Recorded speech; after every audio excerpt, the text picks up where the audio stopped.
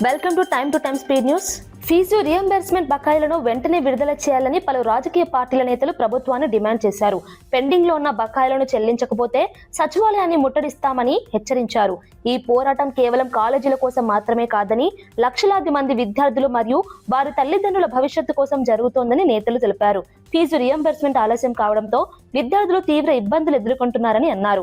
చదువును కొనసాగించడానికి కుటుంబాలు ఆర్థిక భారాన్ని భరించాల్సి వస్తోందని ఆవేదన వ్యక్తం చేశారు. విద్యార్థుల భవిష్యత్తును దృష్టిలో ఉంచుకొని ప్రభుత్వం వెంటనే చర్యలు తీసుకోవాలని డిమాండ్ చేశారు. బకాయిలు విడుదల కాకపోతే పెద్ద ఎత్తున ఆందోళనలు చేపడతామని రాజకీయ నేతలు హెచ్చరించారు. మీరు పట్టించుకోకపోతే లక్షల మంది విద్యార్థుల జీవితాలతో తిరగడమాడే ప్రయత్నం చేస్తే యావత్ తెలంగాణ దీని మీద స్పందిస్తుంది. సందర్భం వచ్చినప్పుడు మీకు కర్ర కాల్చి వాత పెడతాని చెప్పి రోడ్డు ప్రమాదాలను తగ్గించేందుకు ప్రభుత్వం కఠిన చర్యలు తీసుకుంటోందని క్రీడా శాఖ మంత్రి వాకిటి శ్రీహరి తెలిపారు. రాష్ట్ర వ్యాప్తంగా ట్రాఫిక్ నియంత్రణను మరింత కట్టుదిట్టం చేస్తున్నామని చెప్పారు. ప్రమాదాలను తగ్గించేందుకు ట్రాఫిక్ పర్యవేక్షణను పెంచినట్లు తెలిపారు. ప్రజల్లో రోడ్డు భద్రతపై అవగాహన పెంచేందుకు ప్రత్యేక కార్యక్రమాలు నిర్వహిస్తున్నామని అన్నారు. ట్రాఫిక్ నిబంధనలను కఠినంగా అమలు చేయాలని అధికారులకు ఆదేశించినట్లు చెప్పారు.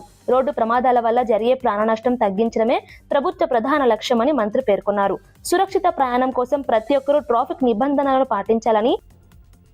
నిజంగా ఎంత బాధాకరం అంటే గన్ను తీసి ఒక లైసెన్స్ వేరే వాళ్ళది ఉంటే కూడా ఆ గన్ను తీసి కూడా ఫైర్ చేసిందంటే వారికి అసలు భయం అనేదే లేకుండా పోయింది. పోలీస్ లా అండ్ ఆర్డర్ ఖచ్చితంగా వీళ్ళపైన సీరియస్ యాక్షన్ తీసుకోవాలి. నాకు కూడా గన్ లైసెన్స్ ఉంది, నాకు కూడా గన్ ఉంది, కానీ ఏనాడు నేను గన్ను బుల్లెట్ పెట్టుకొని తిరగలేదు. ఎందుకంటే అది అవసరమే లేదు మనకి. ఇప్పుడైతే మీరు మంచి పనులు చేసేటప్పుడు నీ పైన కక్ష సాధింపులు ఎందుకు ఉంటాయి? అట్లాంటి ఒక ఫామ్ హౌస్లో డ్రగ్స్. రిటైర్డ్ ఉద్యోగులకు కనీస బెనిఫిట్స్ కూడా ఇవ్వలేని పరిస్థితి రాష్ట్రంలో ఏర్పడిందని బీఆర్ఎస్ వర్కింగ్ ప్రెసిడెంట్ కేటీఆర్ విమర్శించారు. దీనికి ప్రధాన కారణం ప్రభుత్వ ఆర్థిక దుర్వినియోగమేనని ఆరోపించారు. తెలంగాణను ఏటీఎంలా మార్చి ఏఐసీసీ పెద్దలకు సమర్పించుకునే ఆ ప్రయత్నం జరుగుతోందని అన్నారు. రాష్ట్ర ప్రజల సమస్యలపై ప్రభుత్వానికి పట్టింపు లేదని విమర్శించారు.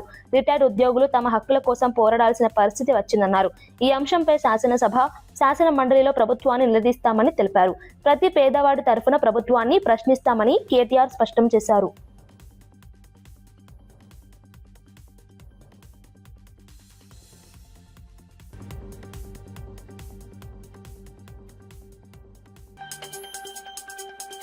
డ్రగ్స్ కేసుల్లో నిర్ధారణ కోసం అవసరమైతే బ్లడ్ టెస్ట్ కూడా నిర్వహిస్తామని ఈగల్ టీమ్ ఎస్పీ గిరిధర్ తెలిపారు. కొన్ని సందర్భాల్లో డ్రగ్స్ తీసుకున్న వ్యక్తి యూరిన్ లో వెంటనే గుర్తించబడపోవచ్చని చెప్పారు. 2 గంటల ఆలస్యంగా యూరిన్ లోకి డ్రగ్స్ ట్రేస్ అయ్యే అవకాశం ఉందని వివరించారు.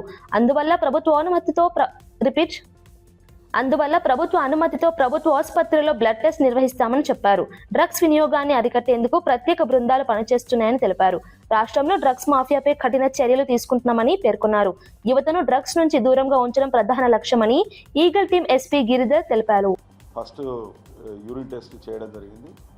కొన్ని సందర్భాల్లో ఏమవుతుందంటే మనిషి యొక్క బాడీ మెటబాలిజం ప్రకారంగా 1 గంట 2 గంటలు లేటుగా యూరిన్లోకి డ్రగ్ వచ్చే అవకాశం ఉంటుంది. కాబట్టి మనం ఫర్దర్గా ఇటువంటి వివాదాలు తలెత్తాయి, నిందలు వస్తాయనే ఉద్దేశంగానే మన స్టేట్ గవర్నమెంటు నిక్కచ్చితత్వాన్ని పాటించే ఉద్దేశంతో జీవో నంబర్ 4ను అమల్లోకి తీసుకొచ్చింది. దాని ప్రకారం ఖచ్చితంగా మనం రక్త పరీక్షలు చేయాల్సి ఉంటుంది. అది కూడా గవర్నమెంట్ హాస్పిటల్లోనే, అది కూడా మెడికల్ ఆఫీసర్ ఆధ్వర్యంలో చేయాల్సి ఉంటుంది. కాబట్టి ఆ ప్రొసీజర్ ఫాలో అవడం వల్ల మనకు.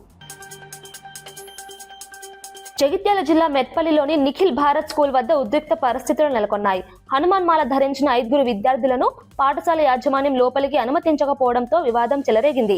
స్కూల్ నిబంధనల పేరుతో వారికి లోపలికి రానివ్వలేదని యాజమాన్యం తెలిపింది. అయితే దీనిపై హనుమాన్ స్వాములు తీవ్ర ఆగ్రహం వ్యక్తం చేశారు.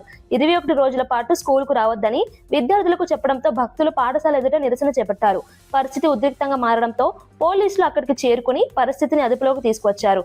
ఈ ఘటనపై స్థానికంగా చర్చ కొనసాగుతోంది.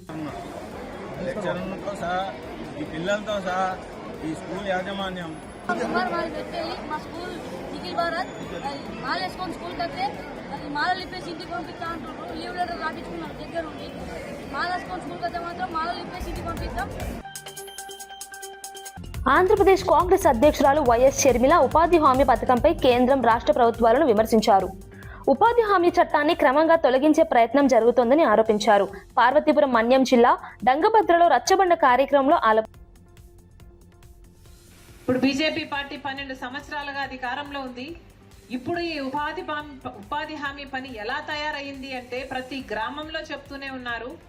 ఉపాధి హామీ పని అసలు పేదవాడి కోసం చేస్తున్న పథకం లాగా లేనే లేదు అని ప్రతి గ్రామంలో చెప్తున్నారు. అసలు ఉపాధి హామీ పని అంటే ఎన్ని రకాలుగా దీన్ని నీరుగార్చాలో రాష్ట్రంలో 6 గ్యారంటీలు అమలయ్యే వరకు కాంగ్రెస్ ప్రభుత్వాన్ని నిలదీస్తామని శాసన మండలి ప్రతిపక్ష నేత సిరికొండ అన్నారు. ప్రజా ప్రయోజనాలు నెరవేరే వరకు పోరాటం కొనసాగుతుందని తెలిపారు. ప్రభుత్వం ఇచ్చిన హామీలను తప్పకుండా అమలు చేయాలని డిమాండ్ చేశారు. శాసనసభ, శాసన మండలిలో ఈ అంశాన్ని లేవనెత్తుతామని చెప్పారు.